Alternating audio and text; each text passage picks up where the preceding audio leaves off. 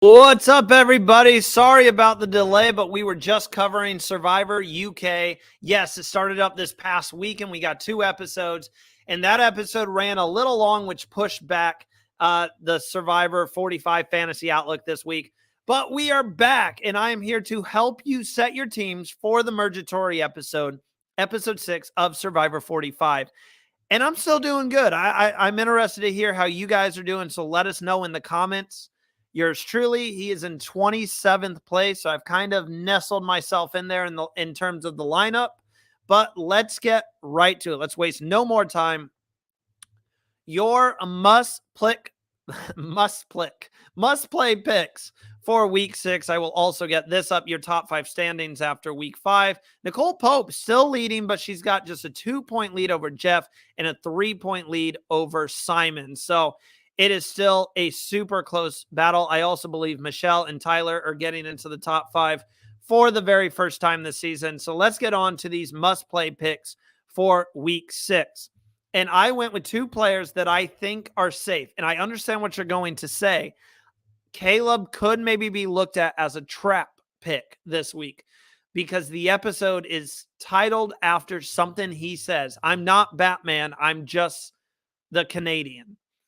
Yes, I know sometimes when someone says the title of an episode, it could be a bad thing. I don't think this is going to be the case. I don't think they would show you that he says the title of the episode if he was the one going home this week. And how the tables have turned. Remember the beginning of the season where I said steer clear of Lulu members, stay away from them. You want nothing to do with them. My 2 must-play people this week are Emily and Caleb. Going into the Mergatory, we've seen it the past couple weeks. Belo versus Ratu. Like, these 2 tribes are going head-to-head, and I believe that puts the remaining Lulu members, Caleb and Emily, right in the middle. I don't think anybody is going to be targeting them. I think people are going to be vying for their services. Those are 2 people who can be a number for one of the tribes to use. And I think it's really interesting going into this week that Emily and Caleb, if you remember, have a very, very good relationship. Emily literally saved Caleb and kept him in the game. So I'm interested to see these 2 get back on the same beach. I'm actually really excited. It's one of the biggest things I'm looking forward to tonight is seeing these 2 get on the same beach. Another thing is with the Mergatory, we don't expect there to be an individual immunity challenge. We expect them to be split up into 2 teams. And I think that was kind of verified when we saw a picture of them drawing rocks. So I don't think you don't have to look into who's going to win individual immunity challenges, but Caleb is a very strong challenge asset. Emily can be too if there's a puzzle. I just have a feeling these are 2 players you really want to get in your lineup this week.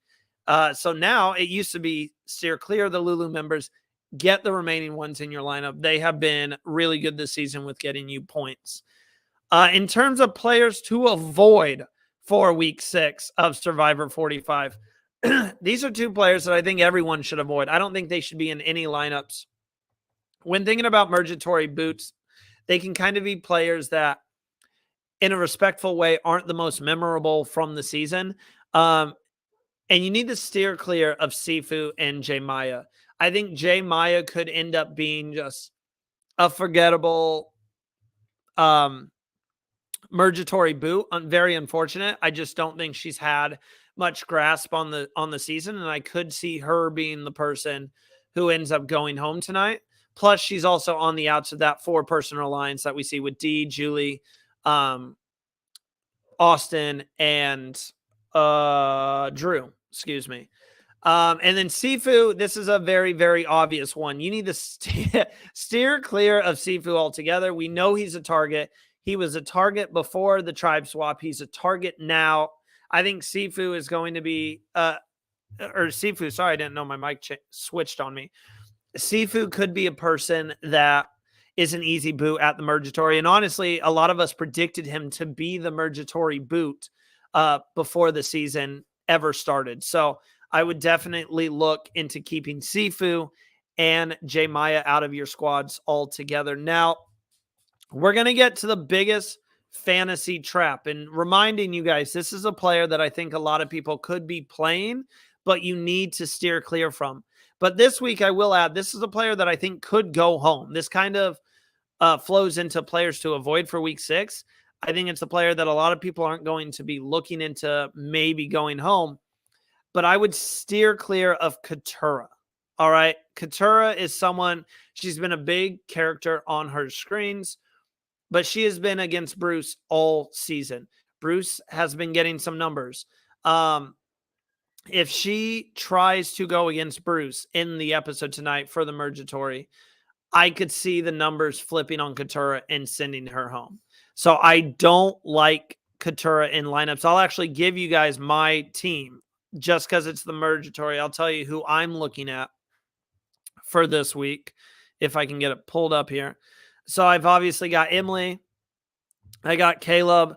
I have Bruce. I think Bruce is starting to rub people the wrong way, but I don't think he's going to go home in this episode. And I've got Austin because Austin is a challenge beast. Austin consistently puts up big points. He's been like your fantasy MVP this season.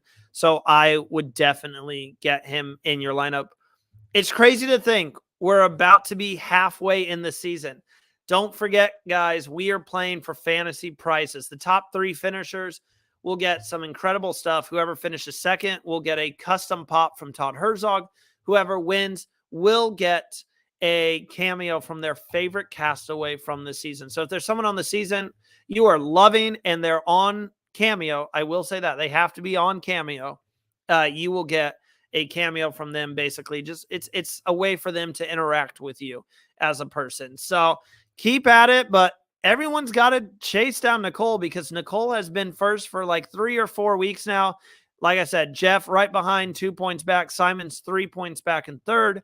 Michelle cracking the top 5, 12 points back. And then Tyler only 14 points back. With still about 7-8 episodes to go in the season, there is still plenty of time to catch up. And honestly, with how points work, all it takes is 1 week where someone surprising goes home and someone you have on your team gets an advantage and plays it correctly. That's massive points. So the season is definitely not over. Keep playing for those prizes and enjoy the episode tonight, guys. Don't forget to check out our live recap show as soon as the episode goes off the air. I will see you then.